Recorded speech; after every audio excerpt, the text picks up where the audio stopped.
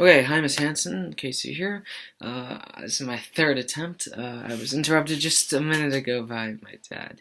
So, here we go. How did any part of the communication process impact you during your TED Talk? Context, a message that was unique, epilepsy, us being the senders, audience being the receivers, just the overall um, combination of those things really impacted us because we were paying attention to everything. And the feedback was not the greatest, but it didn't really have to be the greatest because we understood that they're actually, taking notes to what we're saying, reviewing us, critiquing us. So it was also beneficial in a way because we were able to just talk.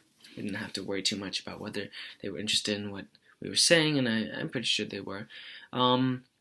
And there was no interference, so glad about that. It makes everything a lot easier. Verbal, nonverbal communication. Verbal was good, solid. We were able to change pitch and volume when it came to jumping from science to a narrative or maybe something that was emotional. We changed our voice, which was good. Non-verbally, we're able to use hand gestures that connected to the audience, and use a stance that wasn't really constricted. We didn't really, hold ourselves together tight, which was good. But we didn't want to move too much because we didn't want to get in the way of the projector, and that's something that was true to all the other presenters. Enticing listeners was not too hard because the subject itself was interesting. But then being able to tell the audience you don't really know a lot about it, and that would hit something in their mind that would say, "Oh yeah, I don't. Tell me more." So I think that in itself was a great way to get them to listen in, and I think it worked. I think they were interested, and I mean, I don't see how you wouldn't be interested in a subject that you don't know. But that also connects to two of your peers. And with the audience itself, we knew that these were friends, teenagers, so we presented in a way that they would understand something simple, nothing too advanced, especially when it came to the scientific terms. Had we been presenting for, a scientific community, it would have been much different, but we knew our audience well because they're our friends and peers, and we were able to explain it in a simple manner. And I think that's good. Simple, concise, detailed, all at the same time. The other speeches that we've listened to, I've learned so much.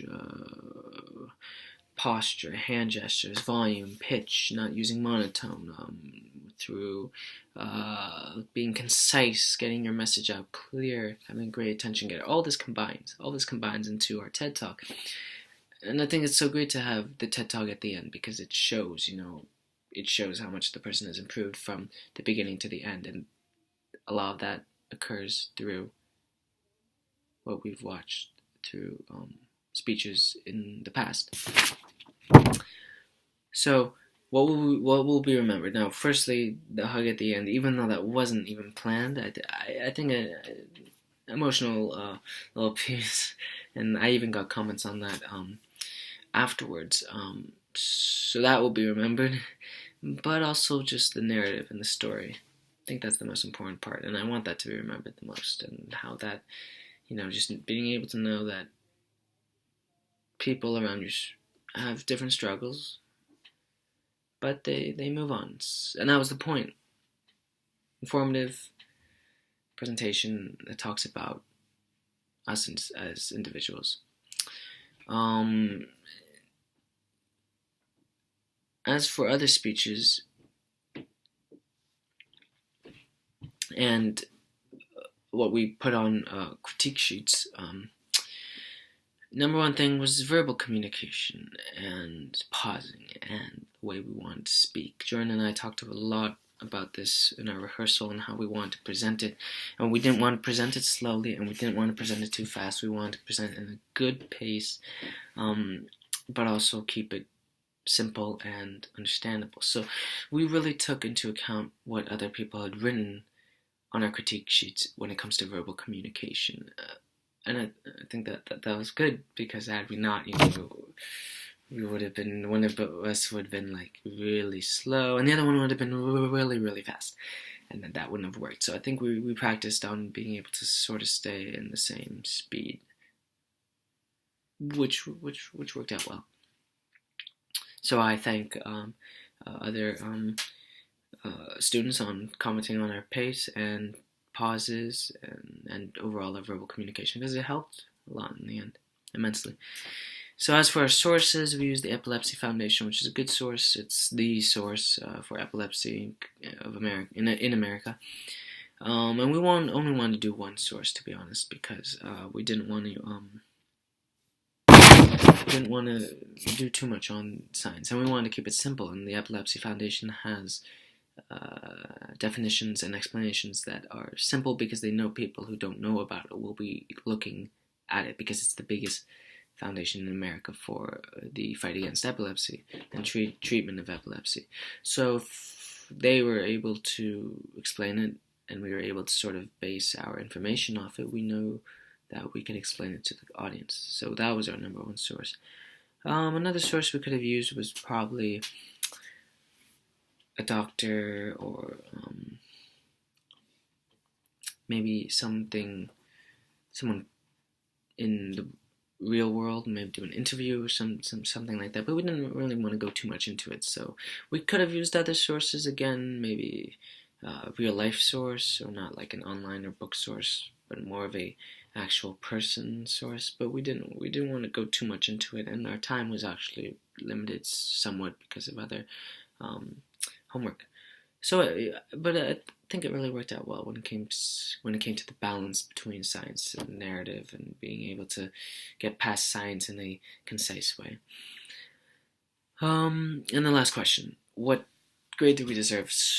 I've been pondering this for a little bit, Ms. Hansen, to be honest. I think a 93 or 94 works.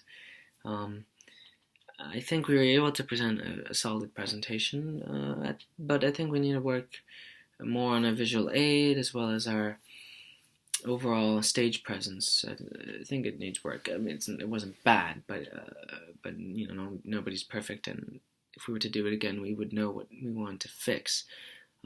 So overall, I think it was a solid, good presentation, something that was memorable, which is why I want to give us higher than 90, because it was memorable, and it was different, and it was unique, and I think there was a lot of passion behind it, which is a necessity and necessary for something like a TED Talk. So 93, 94, maybe even a 95 is, I think, what we deserve, and I think what made our speech different than most of the other speeches was the connection that we had. And 5 years ago, I mean, who knew that we would be doing a TED Talk on it, 5 years later. So it's been a pleasure. Thank you very much, Mrs. Hansen, for being an awesome teacher on the art of public speaking. I don't think we could have picked a better teacher to talk about it. So have a and I was just gonna say have a good evening, but it's like you could be watching this at 3 o'clock or noon. So goodbye. Have a good afternoon, morning, or evening, wherever you are in the world, or So I'll talk to you later. Bye.